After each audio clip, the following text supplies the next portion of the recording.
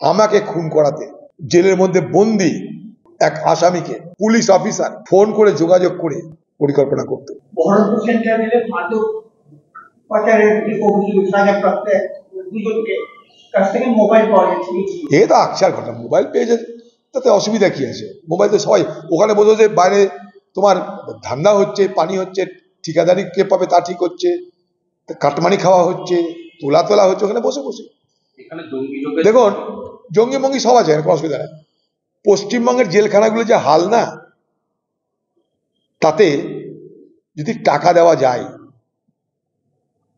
একবার খিদিরপুর ডক থেকে এই গঙ্গার ধারে যে জেলখানা, এখানে বহরমপুর সেন্ট্রাল জেল, এই যে দূরে, যদি পয়সা দেওয়া যায়, টাকা দেওয়া যায়, সুন্দরবন থেকে বাঘের দুধ নিয়ে এসে সকালবেলায় নাস্তাতে দেওয়া যেতে পারে। এতটাই সেখানটাই দুর্নীতির খবর আছে। এখানে সব হয়। মোবাইল তো তুচ্ছ ঘটনা, এগুলো বলা মানে চোররা হাসবে।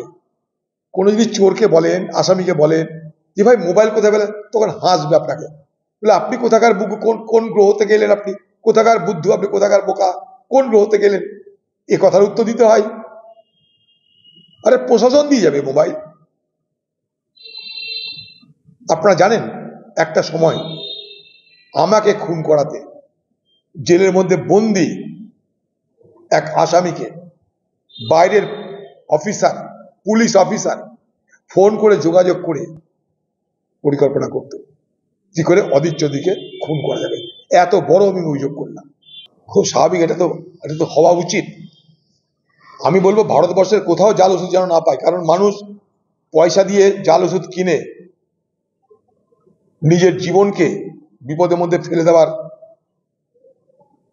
যে পরিস্থিতি তৈরি করে, সেটা মানুষ অজান্তে করে, অজ্ঞানতায় করে। আমরা সাধারণ মানুষ, আমরা কি ডাক্তার? আমরা কি ওষুধের গুণমান বুঝবো? আজকে সেই জায়গায় জীবন মৃত্যুর খেলা চলছে এখানটায়।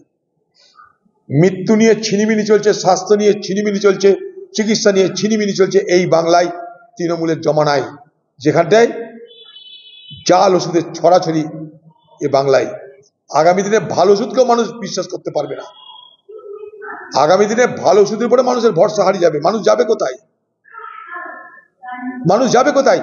এর আগেই বলেছিলাম, আজও বলছি, সেই স্বাস্থ্য মন্ত্রীর নাম কি? মমতা ব্যানার্জি। যে দপ্তর মমতার আছে সে দপ্তর মায়ের ভোগে, যে দপ্তর মমতা ব্যানার্জির হাতে সে দপ্তর দুর্নীতির ভোগে, যে দপ্তর মমতা ব্যানার্জির হাতে সে দপ্তর অদক্ষতার ভোগে। তাদের তো এরকম লাতখোর তো কারোর কিছু মুখ টুক পড়ে না। মুখ থাকলে তো মুখ পুড়বে। প্রথম কথা, মুখ যদি থাকে তবে তো মুখ পুড়বে। এই মুখে কত কথা বলে আপনারা শুনছেন, একটা মুখ হাজার রকমের কথা। কখনো দিদিকে খুশি করতে ব্যস্ত, কখনো খোকাবাবুকে খুশি করতে ব্যস্ত। দিদিকে আবার বলছি, আমি তৃণমূল দলের ধান্দাবাজদের উদ্দেশ্যে আমার সাবধান বাণী, আম আর দুধ এক হবে, আটি আপনারা বাটির বাইরে পড়ে থাকবে, আটি বাটির বাইরে পড়ে থাকবে। অতএব বুঝে শুনে চলুন।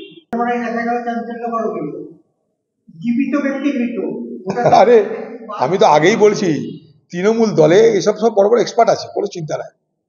তৃণমূল দলে এই যে যাদেরকে ভোটার লিস্ট বানাতে দেওয়া হয়েছে, তাদেরকে কি করা হচ্ছে, কি করে চুরি বাটপাড়ি করতে হবে ভোটার লিস্টে আরেকবার অ্যাপ্রেন্টিসের চাকরি দেওয়া হয়েছে। শিক্ষানবিশ তারা, ভালো করে দেখে নাও, গাইডলাইন দিয়ে দেওয়া হয়েছে, এইভাবে চলবে। অ্যাপ্রেন্টিস যারা শিক্ষানবিশ তারা সেগুলো করতে যাচ্ছে।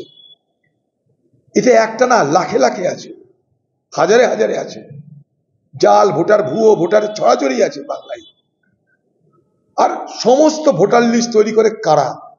আমি এই আগেও বলছি, আজও বলছি, সমস্ত ভোটার লিস্টের মূল দায়িত্ব হচ্ছে বিএলও, বুথ লেভেল অফিসার। তারা কারা?